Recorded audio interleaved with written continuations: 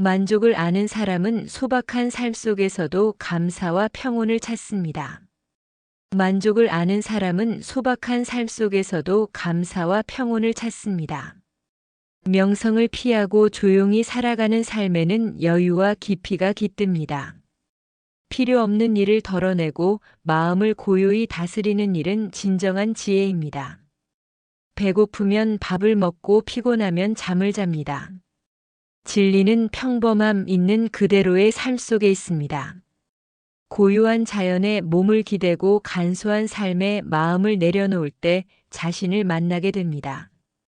욕망이 줄어들면 유혹이 발붙일 곳이 없습니다.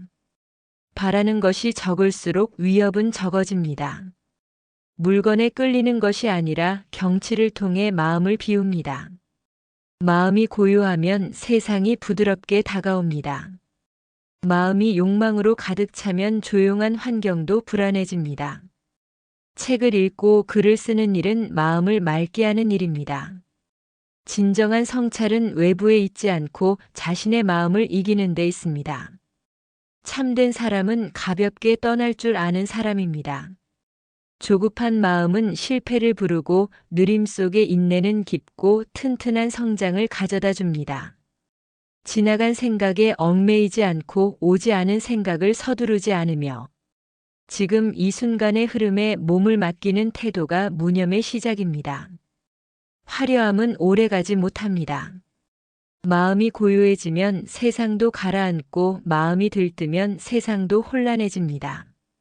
고요함은 단순한 침묵이 아니며 세상의 흐름과 조화를 이루는 능동적 여백입니다.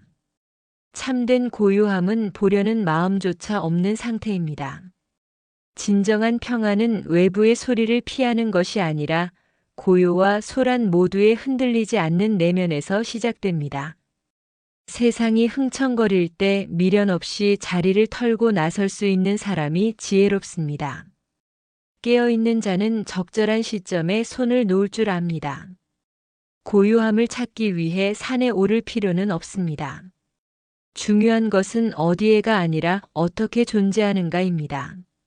삶을 새롭게 느끼려면 풍경을 바꾸기보다 마음의 먼지를 걷어내는 일이 먼저입니다. 여유 있는 사람에게는 큰 소리도 소란으로 다가오지 않고 한낱 일상의 일부로 스며듭니다. 세상을 내려놓으려면 나라는 존재에 대한 집착을 내려놓아야 합니다. 많이 가진 자는 크게 잃고 높이 오른 자는 쉽게 넘어집니다. 삶의 균형은 건강과 여유 사이에서 피어납니다. 너무 한가하면 헛된 욕망에 물들기 쉽고 너무 바쁘면 정신은 소란스러워 자신의 본성을 잊게 됩니다. 현인은 고요함 속에서 깨어있고 분주함 속에서도 흔들리지 않는 사람입니다. 마음이란 그릇은 가득 찰수록 세상의 소음에 쉽게 흔들립니다. 삶의 즐거움은 넘침이 아니라 부족함에서 비롯되는 깊이와 여운에서 자랍니다.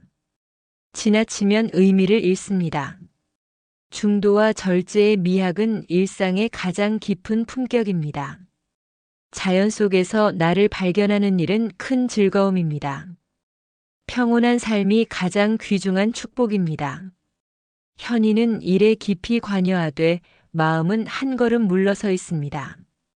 바람 속에 서 있되 바람에 휘둘리지 않는 것, 그것이 진정한 현인의 품격입니다.